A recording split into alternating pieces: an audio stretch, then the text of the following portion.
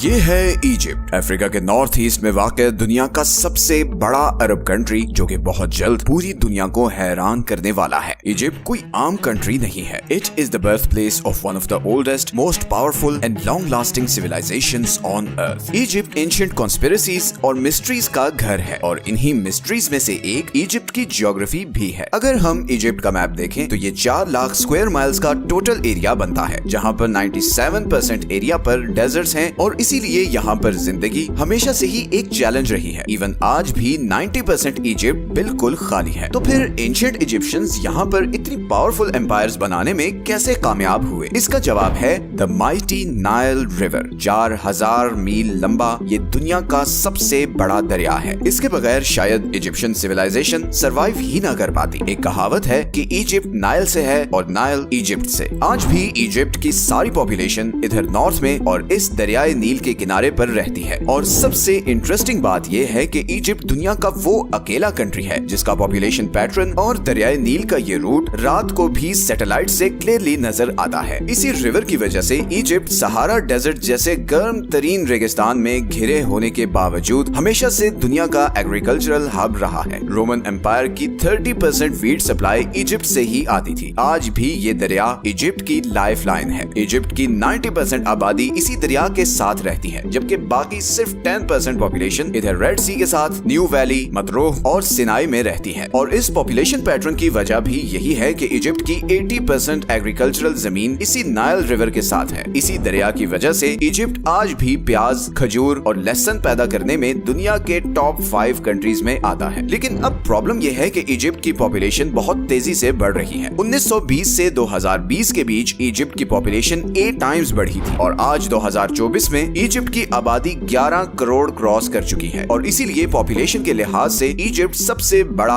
Arab country है। 2050 तक Egypt की आबादी 16 करोड़ तक पहुंच जाएगी, और इतने ज्यादा लोगों के लिए सिर्फ 4% एग्रीकल्चरल जमीन बहुत कम है। अर्बनाइजेशन की वजह से इजिप्ट की एग्रीकल्चरल जमीन हर 10 साल में 2% कम होती जा रही है। और अगर ऐसे ही चलता रहा तो 2050 तक इजिप्ट एक बहुत जबरदस्त फैमिन का शिकार हो जाएगा। इसीलिए इजिप्ट के पास इस प्रॉब्लम का हल निकालने के लिए सिर्फ 26 साल हैं। आज भी इजिप्ट की 50% फूड सप्लाई बाहर से इंपोर्ट हो रही है, और ये इंपोर्ट्स इजिप्ट के जीडीपी पर बहुत बड़ा बर्डन है। इसी का तोड़ करने के लिए इजिप्ट दुनिया का सबसे बड़ा आर्टिफिशियल रिवर बना रहा है, जो इस 9000 स्क्वायर किलोमीटर के रेगिस्तान को एग्रीकल्चरल जमीन में ट्रांसफॉर्म कर देगा। और इजिप्ट इससे मिलता जुलता काम पहले भी कर चुका है। 2015 से 2020 के बीच इजिप्ट ने 5000 स्क्वायर किलोमीटर के रेगिस्तान को एग्रीकल्चरल जमीन में कन्वर्ट किया था। 2021 में प्रेसिडेंट अल सीसी ने ये न्यू डेल्टा प्रोजेक्ट अनाउंस किया। इस प्रोजेक्ट में नाइल रिवर के जरिए एक आर्टिफिशियल रिवर बनाया जाएगा, जो कि दुनिया का सबसे बड़ा आर्टिफिशियल रिवर होगा। दरियाए नील असल में युगांडा में लेक विक्टोरिया से शुरू होता है और नॉर्थ ईस्ट अफ्रीका को क्रॉस करते हुए मेडिटेरेनियन सी में जाकर गिरता है। अब हो ये रहा है कि इस नाइल रिवर से ही खेतों को ऐसे एक ब्रांच के जरिए पानी पहुंचाया जाता है, जिसे रोजेटा ब्रांच कहते हैं। अब ये सारा वेस्ट वाटर होता है जो खेतों से आता है, और यही पानी बाद में मेडिटेरेनियन सी में जाकर गिरता था। तो अब इजिप्ट कर ये रहा है कि इसी ब्रांच को मेडिटेरेनियन में गिराने के बजाय उसे एक आर्टिफिशियल रिवर बना रहा है। इस रिवर का रूट कुछ ऐसा है कि ये इस रोजेटा ब्रांच से शुरू होगा और मेडिटेरेनियन सी की कोस्ट लाइन के साथ 50 किलोमीटर चलने के बाद इधर नाइल डेल्टा के एज पर आकर रुकेगा। यहाँ पर 10 3-3 मीटर्स के पाइप से इस दरिया का पानी 64 किलोमीटर दूर रेगिस्तान के बीच इस अल हुमाम वाटर ट्रीटमेंट प्लांट तक पहुंचाया जाएगा, और यहाँ पर 7.5 मिलियन क्यूबिक मीटर्स पानी को साफ किया जाएगा, ताकि उसे फिर यहाँ पर खेती बाड़ी के लिए यूज किया जा सके। इसी तरह इस प्लांट से 125 किलोमीटर दूर इधर ईस्टर्न साइड पर नाइल रिवर से डायरेक्ट पाइप्स के जरिए पानी पहुंचाया जाएगा, और इस तरह इन 2 वाटर सप्लाईज की मदद से इस 9000 स्क्वायर किलोमीटर के एरिया को लश ग्रीन बना दिया जाएगा। इस तरह इजिप्ट की एग्रीकल्चरल लैंड 23% तक बढ़ जाएगी, और यहाँ पर बहुत से क्रॉप्स उगाए जा सकेंगे। और फिर कोस्ट लाइन से करीब होने की वजह से इन सब फूड सप्लाईज को बाहर भी इजीली एक्सपोर्ट किया जा सकेगा। इस प्रोजेक्ट से लाखों लोगों के लिए खाने का इंतजाम किया जा सकेगा। 50 लाख लोगों के लिए जॉब्स क्रिएट होंगी, और इजिप्ट की फूड इंपोर्ट पर से डिपेंडेंस बिल्कुल खत्म हो जाएगी। इस प्रोजेक्ट पर तेजी से काम हो रहा है। 2023 में कंस्ट्रक्शन साइट के सैटेलाइट इमेजेस रिलीज हुए, जिनमें देखा जा सकता है कि कैसे ये प्रोजेक्ट 40% तक कंप्लीट हो चुका है। जून 2023 में यहाँ पर पहली दफा फ्रेश वाटर भी छोड़ा गया। इसी तरह सैटेलाइट इमेजेस में ये भी देखा कहा जा सकता है कि इस ट्रीटमेंट प्लांट के वेस्ट में ये सर्कुलर फील्ड्स भी बनाई गई हैं जहां पर फुल स्पीड में इरिगेशन जारी है। ऑल इन ऑल अगर इसी स्पीड से काम चलता रहा तो अगले 2 सालों में ये प्रोजेक्ट कंप्लीट होकर इजिप्ट की तकदीर बदल देगा। लेकिन दूसरी ही तरफ इजिप्ट कुछ ऐसे सरप्राइजिंग डिसीजंस भी ले रहा है जिनकी उसे बहुत भारी कीमत उठानी पड़ सकती है। जैसे कि 2015 में इजिप्शियन गवर्नमेंट ने अनाउंस किया कि वो इजिप्ट का कैपिटल कायरो से चेंज करके 50 किलोमीटर दूर इस सहरा में एक नया शहर बनाएंगे जिस पर 2016 से कंस्ट्रक्शन जारी है। मगर इस इन्वेस्टमेंट की वजह से इजिप्ट $58 बिलियन